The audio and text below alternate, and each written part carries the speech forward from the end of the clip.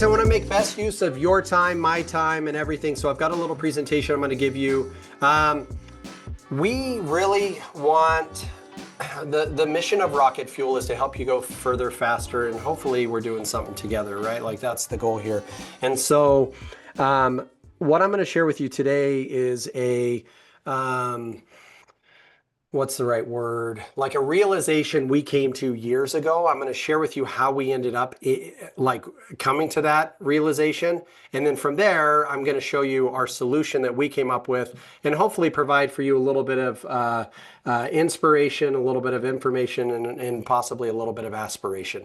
Can you guys, Cheryl, can you see my screen there? All right, cool. So we actually spun off a marketing company 2 years ago called Velocity Group, largely because we felt like we had cracked a code and created a product that people in the real estate space were missing out on, primarily because we've just, you guys know this, as real estate practitioners to some degree, we've given over one of the core pillars of our business to corporate entities. And by that I mean, as marketing became easier, oddly enough, we've surrendered our marketing concepts over to corporate entities. When I got into real estate, when a lot of you guys, Anthony, you remember these days, like the Homes and Land magazine was everything. It was like, if you want leads, you're going to post a couple of properties in Homes and Land. You're going to get a couple of phone calls. You're going to hand them off to your buyer's agents. And then you're going to hope that your buyer's agents will turn them into some sort of transaction. Like that was really the whole goal there. As JR said, we got a little bit lazy. But what happened was, when I first got into real estate, if I wanted to create leads, for the most part, I had to partner with somebody. So I was either having somebody make UNLV Run and Rebel basketball calendars for people to put on their refrigerator. I was having to go to a Homes and Land magazine. Maybe some of you guys that listen to Sports Talk Radio remember a guy by the name of Papa Joe Chevalier. I had him create a radio commercial for us. Taylor and I had a billboard on the freeway. Like those were our tactics for generating leads, and they always involved a marketing company. Well, I got in the game in 2002 by, I don't know. I remember my wife telling me she created a blog to talk about our family online, and I was like, are you a psychopath? Like, what are you talking about? Am I not enough for you? Are the kids not enough for you? Right? And then Facebook came around, and then all of a sudden we get into this world where like we can all market ourselves without anybody's help. But oddly enough, at the same time, Realtor.com, Zillow, these companies came about and they started preying on our insecurity, which is, how can I create enough opportunities for myself to have a career? And then as we get into team leadership, we eventually morph into, how can I create enough opportunities for my agents to have a career? And so we hit this fork in the road, which is we either do it ourselves independently, or we hire someone to do it for us, i.e. Zillow or Realtor.com. So I've always wanted to do my best to maintain somewhere around a 10x ROI. Meaning, if I spend $500 to create a transaction, I need to make sure that my net income is somewhere around $5,000. Now, full disclosure, I'm going to go through the math with you, but that's purely for the, like, what do I do? And we could get into the weeds on what does a team leader do with the $5,000 they receive on the $500 they spend.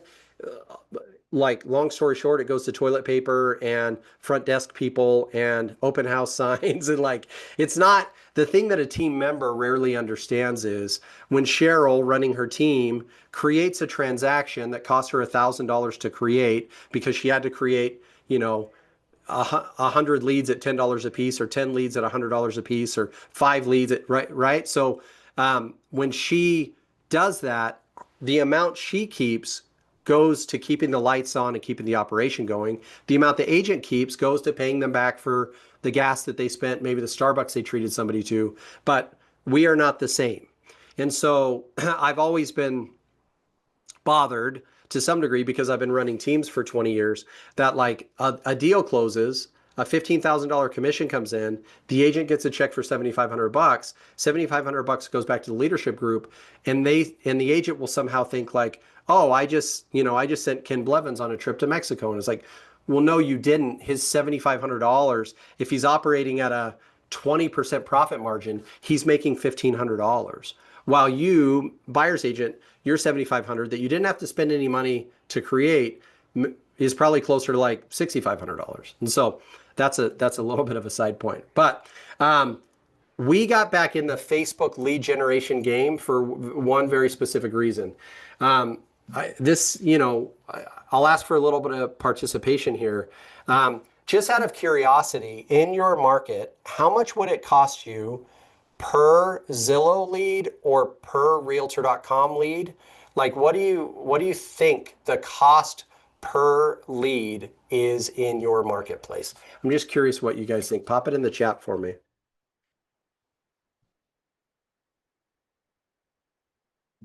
$250 in Colorado, 123, 35%, talking flex, which I think is closer to probably like a 45%, but $123 for Cheryl, $200 in Greensboro, Dave. Flex is 40%, Zillow's $200 to $300 in Tampa, $260 to $350 depending on zip code out east. I think you guys are all hitting right on the right number. So let's just say, for the sake of this exercise, if you could pull out your calculator, I want to show you the math equation we use to determine return on investment. Before I do, let me tell you the mistake every team leader makes, which is why if you go into Real Trends and you see the top 10 teams in your state, I promise you 5 of the top 10 are losing money, 3 of the top 10 are breaking even, and probably only 2 of the top 10 teams in your marketplace are making money. I know that sounds crazy, but I'm just telling you, I've talked to many of these team leaders and they're going like, dude, we're the number 3 team on Real Trends in the state of Illinois or whatever. And like, I'm losing money. This is crazy. Here is one of the reasons why. A team leader can allow themselves to get tricked into, if we say it's $300 per lead in your marketplace, Eric, a team leader may say, Billy just closed a deal. It's a $12,000 co-op. Billy's a buyer's agent of mine. He keeps 50%, I keep 50%. So Billy got $6,000, I got $6,000, but so that I can run a P&L and be transparent, I've got to take the $300 off. So I made 57, Billy made $6,000. Can anybody tell me what the flaw in that thinking is? What is that team leader not accounting for? All the leads from Zillow that didn't actually close. Derek, exactly. David, exactly. When you're calculating your return on investment, you cannot calculate the cost for that specific lead. If you're a team leader paying out to generate leads, you have to calculate the cost of every single lead you generate, and then you have to know the conversion rate. So let me show you a super simple math equation that we use. So if I was to say the cost in Las Vegas for a Zillow or Realtor.com lead is $300. I'll tell you Zillow's published conversion rate now this is not flex program. This is just like you buy 10 leads in your zip code for $300 a piece, right? Zillow's published conversion rate is under 5%. So let's just use 5% for fun because I'm going to give Zillow, Realtor.com, any of them the benefit of the doubt. In order to understand this, I would have to go 300 divided by 5% equals $6,000 per closing. So all I did was take the cost per lead and the conversion rate. Now, if I want to make money, it's a very simple math equation. I would have to times it by 2 if I'm splitting it 50-50 with an agent. The minimum the minimum GCI net to the team after transaction fees and everything else has to be $12,000 if I'm buying leads for $300 at a 5% conversion rate, or else I'm losing money. I can't go, hey, 12K came in, it only cost me 300 bucks. The agent made 6 grand, I made 5,700. And then at the end of the year go like, I don't understand why I'm losing money. This is crazy. You have to know your cost per lead acquired. You have to know your conversion rate. You have to know your split with your agent. Now, I'll tell you, if you are a solo practitioner, Zillow, Realtor.com, all of these lead sources, so long as you can keep your conversion above 2%, 2 to 3%, you can make money. You might burn yourself out, but you'll make money because you don't have a split. But if you're a team leader putting out, thousands of dollars a month to generate leads, and your conversion rate dips below a certain amount, or your cost per lead acquired goes up, you're going to lose your shirt. Because the only three levers you can pull as a team leader are these. Number one, what is my cost for acquiring a lead? If if the other two numbers stay the same and your cost per acquiring a lead goes down, you can make money. But if you're spending $400 per lead, somebody said in the chat, I think Scott said a conversion rate's closer to 2%. If you're spending $500 or $400 per lead, just to show you how scary this is, $400 divided by 2%, it would cost you $20,000 to close a deal if your cost is $400 and your conversion rate's 2%. You would never make money there. Now, you might go, well, I don't spend a lot of money. We close a couple of deals a year. I'm going to tell you, you're still losing money unless the levers change. So you can reduce at 2% conversion rate. If you can turn down the cost to acquire the lead, you can make money. If you can turn up lever number 2, which is the conversion rate, you can make money. And the third lever, which nobody wants to pull because it hurts, is your split with your agents. So I've seen teams go, well, we took our split with our agents down to 30% to the agent because we weren't making money on our leads. The good news is you can make money in the short term, but question for the class, why will it not last in the long run? Because agents generally won't work for 30%. These are your three levers. Like it, love it, hate it. This is just the three levers you have. So we decided to go independent with it. And I'll just tell you, there's multiple options for independence when it comes to lead generation. Face-to-face is a independent lead generation source. Like if you want to do face-to-face marketing, you can generate some income with your agents. What does this look like? It looks like open houses. It looks like going door to door. It looks like community events. It looks like paying attention to your SOI. All of those things create a higher return on your investment because you're not cutting a company like Realtor.com into the mix, if that makes sense. Number 2, you can use Facebook or Instagram. The benefits are manageable in-house, like you could do it yourself. The ROI is high, and there's some side benefits, which is one of the reasons why we chose to go down that direction. Google PPC, I have not used. I don't know a ton about it. My concern with Google PPC is because I'm not controlling the ads myself on the back end. If I'm not baiting the fish that I know I want to catch, I'm afraid what kind of fish I'm going to get. What do I mean by that? The worst type of lead I can generate is a down payment assistance or a credit repair lead for my agents. They're low dollar, they're low conversion rate, and so when they work, so think about it this way.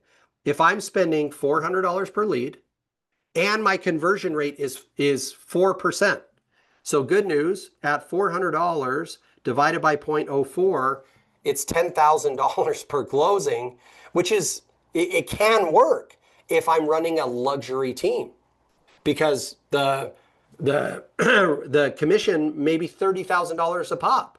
So my agent gets 15, I get 15 minus the 10, I'm still making 5,000. But the problem is if you're doing lower end deals, credit repair, down payment assistance, then your sales price may hover around 3,000 or 300,000.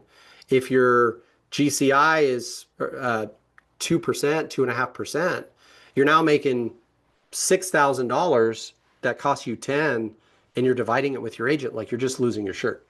Last, YouTube and TikTok. I actually spelled TikTok wrong. That shows how much I pay attention to TikTok. I honestly believe that we're seeing the end of fluntrpreneurship. What do I mean by that?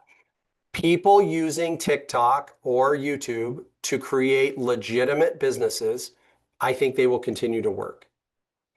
What I don't think will continue to work is goofy, random Instagram reels or TikToks that don't provide true value to the consumer.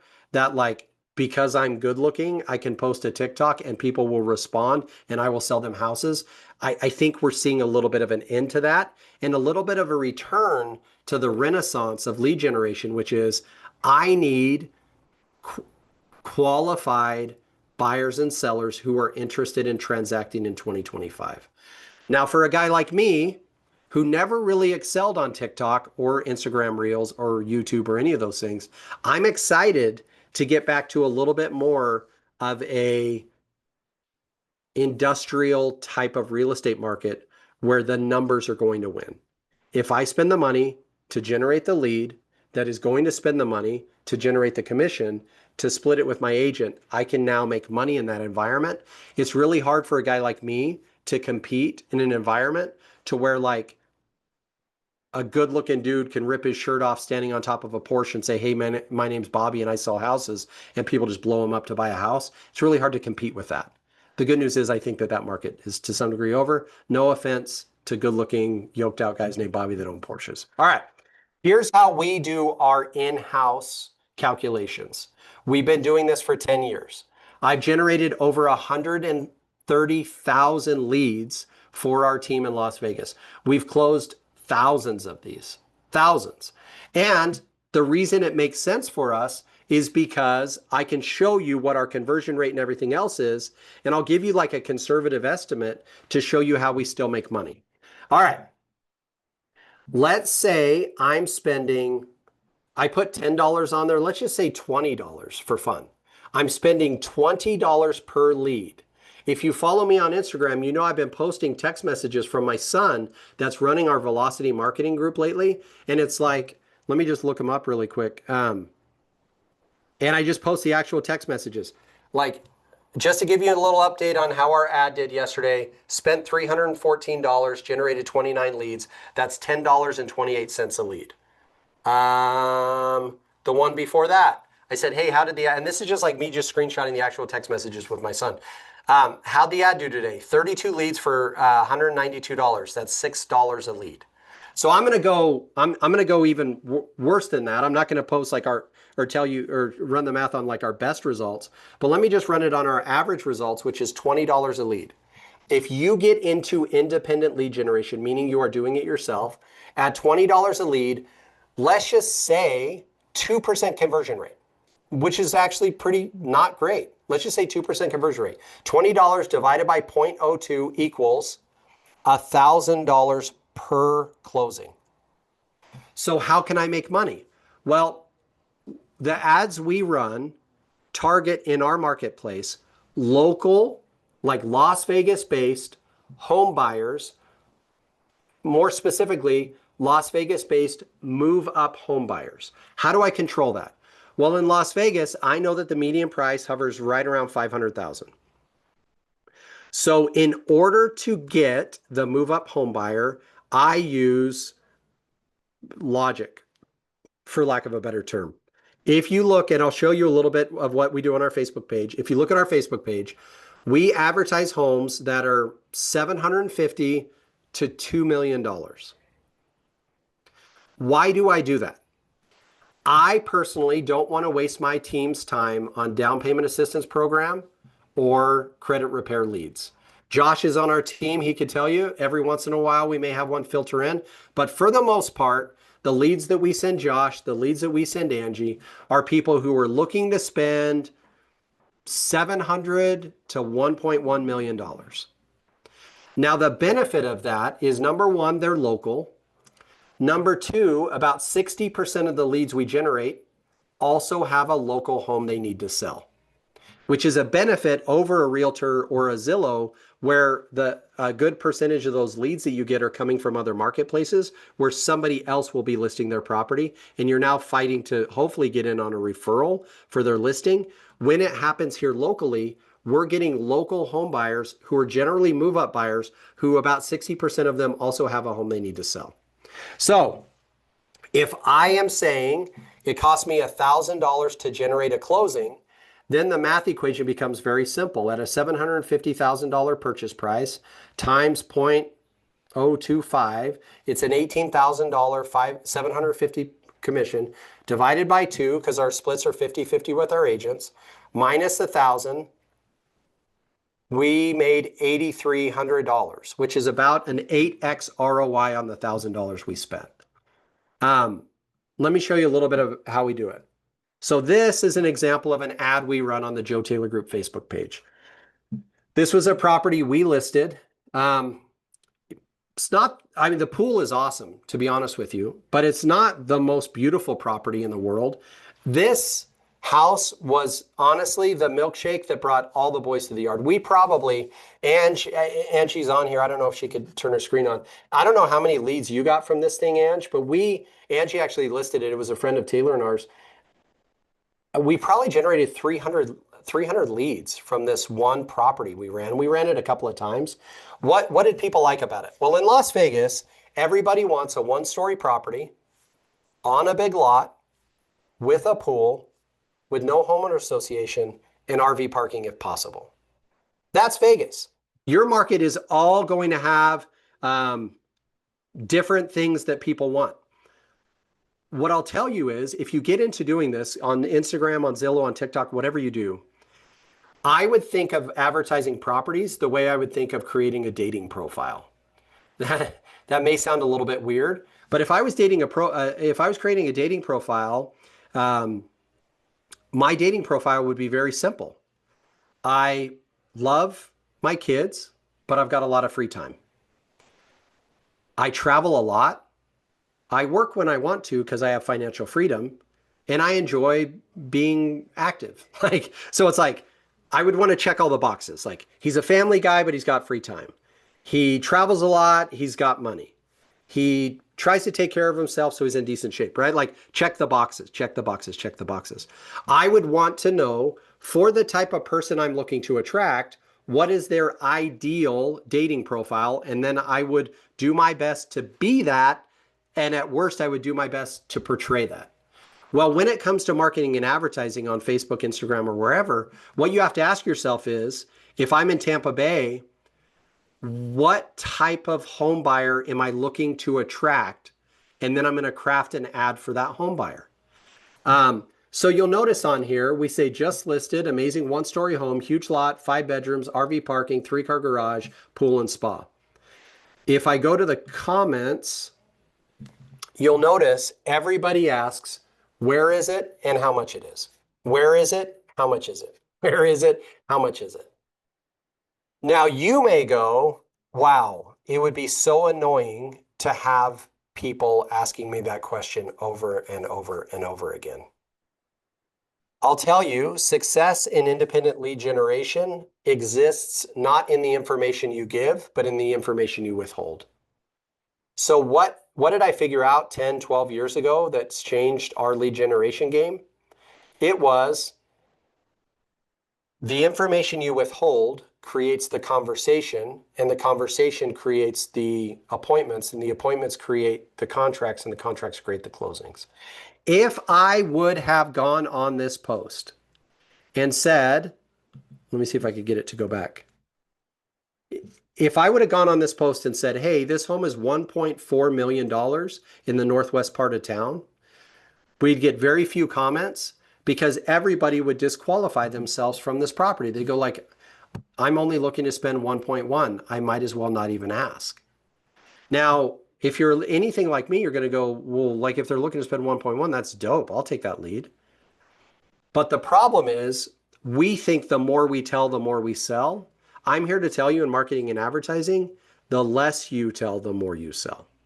So what I want to do is, Josh Mullins, who's on our team, he's a great converter. He knows how to talk to potential home buyers and sellers. I want to give him as many at-bats as humanly possible.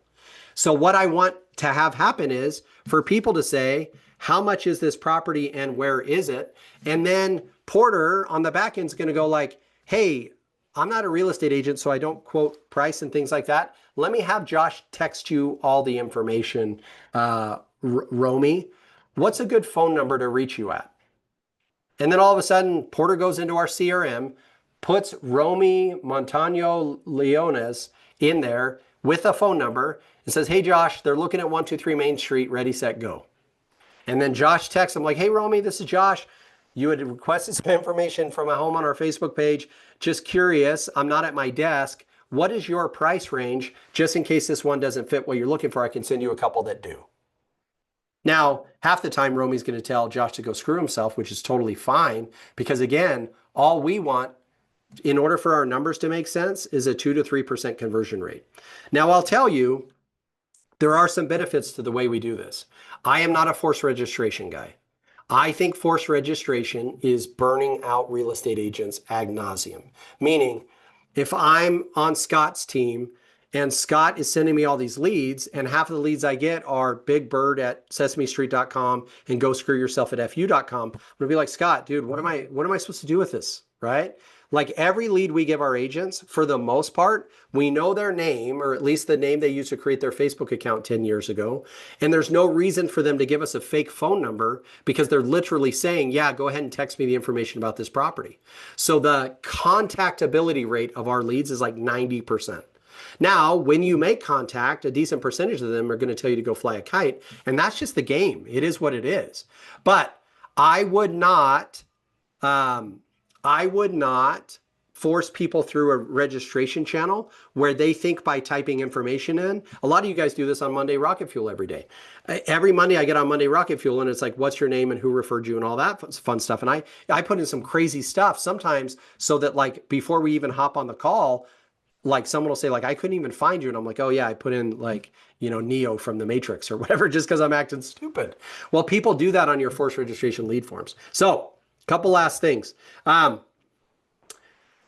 do get questions from time to time, and then I want to open it up to questions at the end here.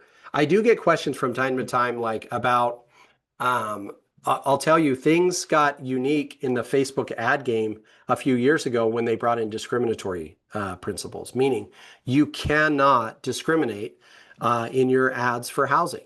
And so people are like, hey, here's the two question channels I usually go down with people. Jason will hit me up and go, hey man, I got this listing that's not selling. How can I use Facebook to sell the house? And the most frustrating thing I say back to Jason is, you can't. And he's like, well, what are you talking about? Like you sell all these houses because of Facebook.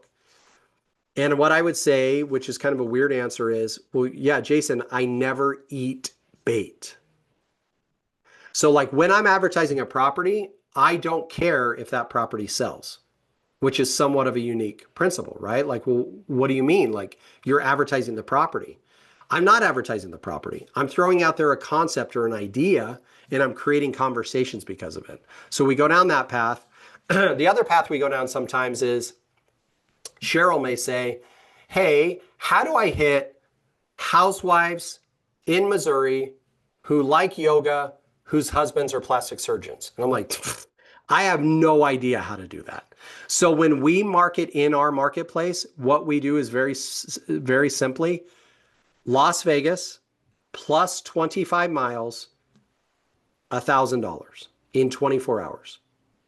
Now, my guy will watch our ad and he'll stop it long before we ever spend $1,000 in a day. For him, it's all about, he knows that I'm okay with anything up to about $15 to $20 per lead. So as the ad starts to go, once we get to about $150, we need to have somewhere close to 10 leads, 8, 12 in order to keep going. If we spend $150 and we're at a lead, it's not worth it. Like the ad's just not working. The frustrating thing for me is I don't get to decide which property works and which doesn't. The market decides. We toss a home out there. Sometimes I think it's going to work. Sometimes it does, sometimes it doesn't. I don't have any say over that, which is incredibly frustrating to a person like me who loves to control things like that. So our radius is like basically our city. Our budget is way more than we want to spend, because if you think about, Facebook doesn't say like how much do you want to spend per hour. They say how much do you want to spend over how long of a period of time. So we'll say we want to spend $1,000 over a 24-hour period, and then we just make sure to stop it when two things. Number one, our guy's not there to answer questions on the back end. And number two, our agents aren't able to call the leads that come in. Last but not least, and then I'm happy to show you our Facebook page and then open up to questions. Why did we choose Facebook?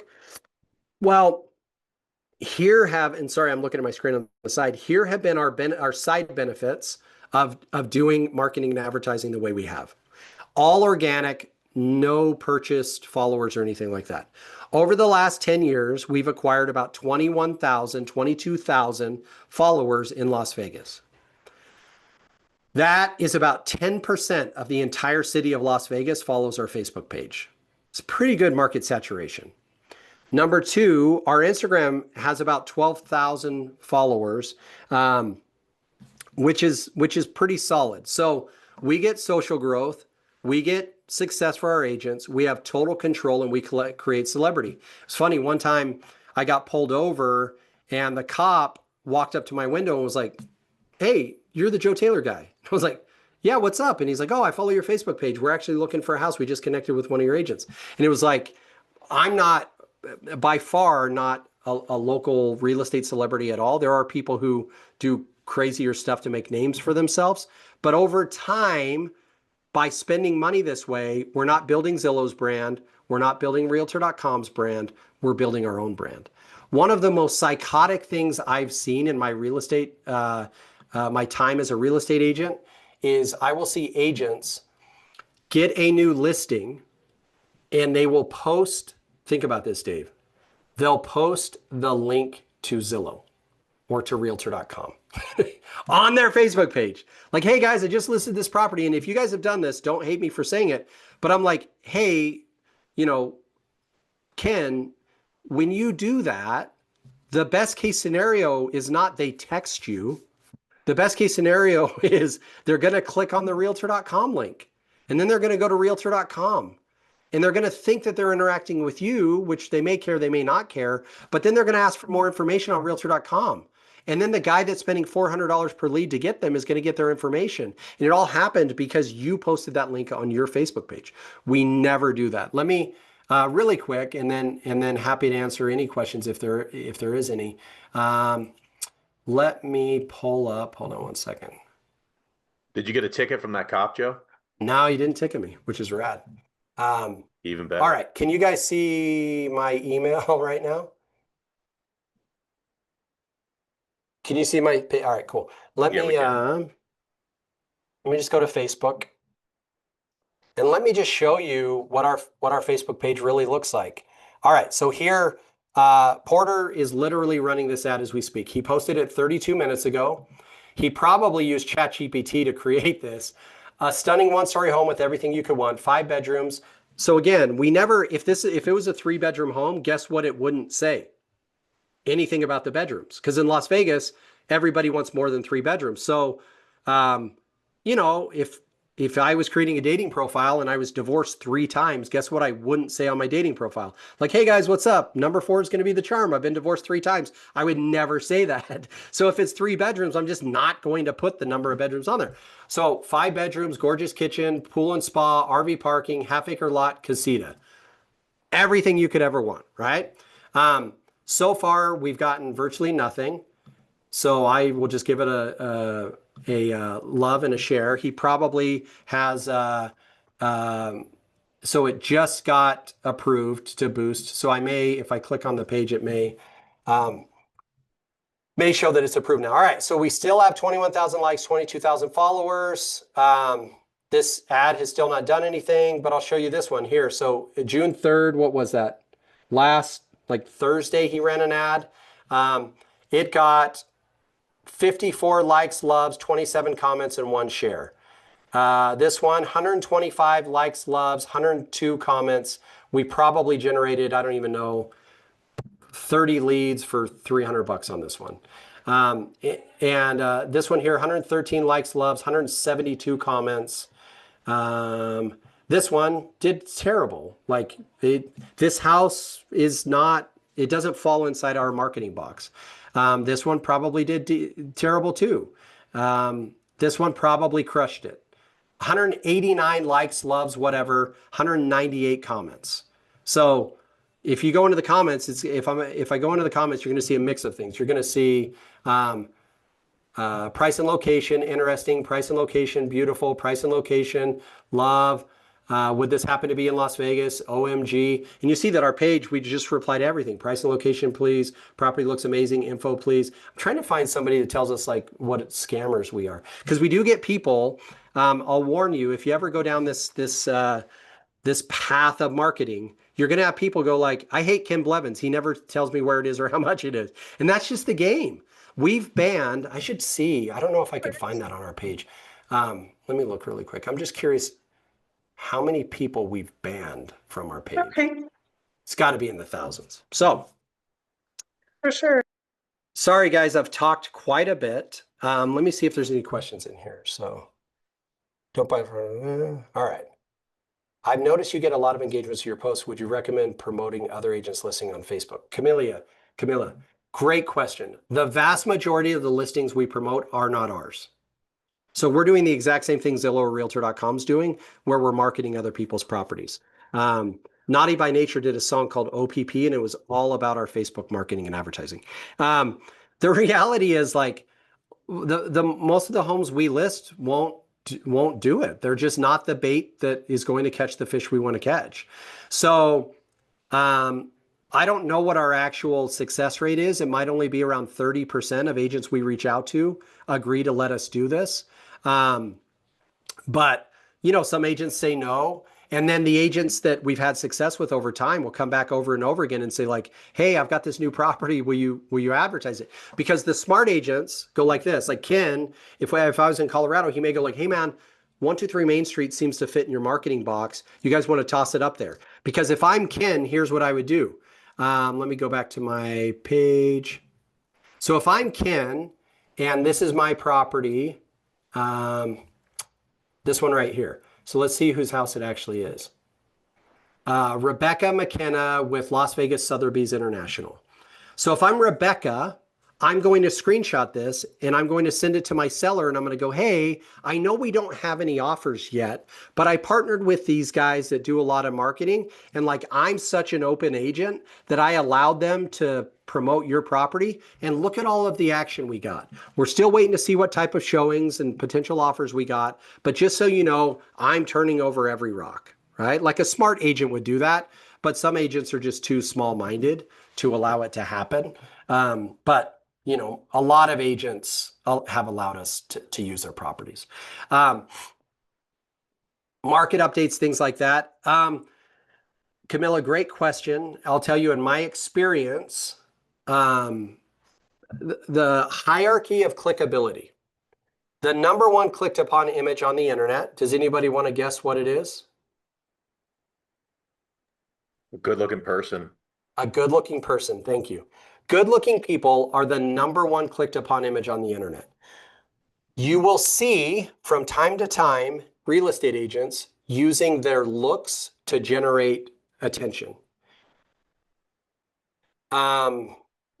There's part of me who's a dad to 2 daughters that hates that principle. I've got a lot of like agents that work on our team that I'm always telling them like, please don't use your looks as attention getter for your real estate career, because you're probably asking for a problem you don't want. So if attractive people are the number one clicked upon image, the good news is you and I get to benefit from the number 2 clicked upon image, which is things having to do with houses, pools, kitchens, like remodels. Like people love, and thank you Chip and Joanna and the Property Brothers, people love seeing good looking houses. So we can use that. The number 3 clicked upon image on the internet is actually food. there's not much we could do there. So you'll see agents sometimes using number 1 and number 2 together, like, hey, look at me, I'm good looking and I'm in a good looking kitchen. It is what it is. Just please be super, super careful. We just use the most clicked upon, second most clicked upon image in the world, which is attractive housing. So I don't think market updates are a fail, but I'm just telling you, you're not going to be able to track your ROI probably from it. Now, you guys are going to have use cases where you're like, oh no, I do a weekly market update and I've gotten 3 closings this year, and like, good for you. What I'm saying is, what I do is very boring. It's very industrial. Like the Joe Taylor Group marketing is like driving by an Amazon warehouse. We are not a boutique like apothecary or whatever store. Like, we're not a cute little handbag store. I'm trying to be a factory. Repeatable results over and over and over again. If I need more leads, I spend more money. If I get more agents that need more leads, I spend more money. I just turn up the dial. I'm not trying to be a niche, cute market store. I'm trying to be Costco, like repeatable over and over and over again. We use ManyChat, JR, great question. So whenever anybody comments on a post, whether it's how much, where is it, this is annoying, you guys are scammers, whatever it is, the exact same post or like comment gets posted, which is sent you a DM, smiley face. And then so we do that through ManyChat, and then ManyChat will kick off a message like, hey, Cheryl, thanks for inquiring about this property. It's an amazing deal. Just out of curiosity, like, are you thinking of making a move in the next couple of months, or whatever we say on the back end? ManyChat always creates the first message, and then we take over after somebody responds to that. So my guy, Porter, is watching our ad, and on the back end, somebody will say like, how about you guys go F yourself? And our page will go like, hey, sent you a DM, smiley face. Like, hey, Bill, like, noticed you were interested in our property, blah, blah, blah. And Bill's going to go like, how about you guys go fly yourself to the blah, blah, blah, right? And then he just bans them and moves on. And then somebody else will go, well, how much is it? And then he has to respond to that. And so it's like, he lives in deleting comments and responding to messages, deleting comments, responding to messages, taking the message, getting a phone number, putting that phone number on the CRM. If they're already in our CRM, we already have a phone number. He's going to try to get their email. And so it's like, he's playing this game of deleting messages, getting phone numbers, getting emails, putting them in the CRM, rinse and repeat. What do you think about Curator? So Camilla, great question. We've been Curator fans for a long time. It's how we know Amy Youngren. It's how we know Anthony Malfronte. It's how a lot of us came together. The problem I have with the Curator method, the problem I have with the Ylopo method, the problem I have with the Brevity method, which we're place partners right now, is it all exists in forced registration. So it's the withholding of information until somebody fills out a form. I just don't believe in the filling out of forms, because I believe somebody, if they can manually manipulate the data to get what they think they want from you, they will lie about their phone number, they'll lie about their name, they'll lie about their email address, because they're just trying to get through the paywall. So you can get cheap leads. Like, you can use forced registration forms to get leads for like $3 a piece. That's the good side. The bad side is, one of the things we've had success with our agents is giving them people they can talk to. So like, we've done this marketing. We've got, again, a company that will do it for other agents and other marketplaces. And the number one feedback we get pretty immediately from them is, my agents love these leads because they can talk to them. Agents are so burnt out on forced registration leads that they can't even talk to, that for agents, it's just refreshing to be able to talk to them. So I don't have any problem with Curator or Ylopo or any of them. I'm just telling you, for us, we've never gotten forced registration leads to work in the long run. We've had some short-term success with them, but our agents will typically get burnt out. They'll get lead fatigue because they're calling too many people that aren't real people. Do you let them close out a pop-up registration, not force them to register, give them the option? So Jill, great question. All of our communication, none of it happens in a pop-up. It all happens in Messenger. So they get a message from our Facebook page. Like, hey, Dave, thanks for requesting information. Just out of curiosity, what's your price range or yada, yada, yada. And then we just communicate with them there and try to get their phone number. None of it is a pop-up. It's all just communicating via Messenger. When is the handoff? So the handoff, Scott, happens as soon as we get their contact information. So if Carol requested information on 123 Main Street, Porter is like, hey, Carol, thanks for requesting information. Like, we'd love to, get you over all the details on this property. The best way to do that is probably via text. What's a good phone number for you? Carol's going to go like, oh, well, just send it to me here. And Porter's going to go, well, unfortunately, I'm not a realtor. So quoting price and things like that is not something that I'm actually even able to do. But Josh in the desk next to me will just text you over all the details. What's the best phone number for you? And he just keeps going down that train of thought until you either buy, die, or give him a restraining order. So the handoff happens as soon as we get the contact information. And it's always whatever we don't have. So like, while Porter is communicating with Carol on the back end, he's going to look in our CRM to see if she's in there. If he sees that she's in there, he's going to go like, hey, Carol, I have your phone number as this. Is that still a good number for you? A lot of times they'll go, oh, no, it's 54, not 55. Oh, cool. Okay, well, we'll have so-and-so send it over. Or if she goes, yeah, that is, he's going to go, okay, cool. We've got this new program where we just email it over to you directly. What's the best email for you? So it's just like, he's going to just try to get whatever he doesn't have. When you post these ads, what time of the day? Great question, Derek. So Porter, we typically try to boost the post at 9 a.m. Hopefully it's approved by about 10 a.m. We let it run until probably 3 p.m. He stops it. It's still like when you stop a Facebook ad, Facebook will spend a little bit more money and you will still getting results. So he has to kind of watch it into the evening to make sure that no questions go unanswered. Last but not least, and then I'll bid you adieu. How often do you recommend posting property listings like these? For me, it's a very simple process. Let me walk you through this. So I'm going to say, all right, Scott, I believe we have a 3% conversion rate on our leads. Give me the idea of what type of work you're willing to put in over the course of the next year. How many deals do you want to close? So if Scott says to me, I want to close 25 properties, I think I could get 13 SOI deals. I want to close 12 leads. I'd go, all right, cool. So 12 divided by 0.03 means I've got to give him 400 leads over the next year at a 3% conversion rate to get him to close 12 deals. So then it's a very simple math equation of saying I've got 20 people like Scott. So times 20, I've got to create 8,000 leads over the course of the next year divided by 12. I've got to create 600 leads a month divided by 4. I've got to create 166 leads this week. So that's pretty easy to do. So what I would do is I would say, I'm going to try Monday, Wednesday, Friday. On Monday, can I get 50 leads? If it's going to cost me $15 a lead, I know I'm going to spend $750 on Monday. If I achieve that goal, then I'm going to do the same thing Wednesday. If I achieve that goal, I'm going to do the same thing Friday. So for me, it's not a frequency of posting. It's a how many leads do I need to generate for the number of people I have working leads to give them the number of deals that they ultimately want to close.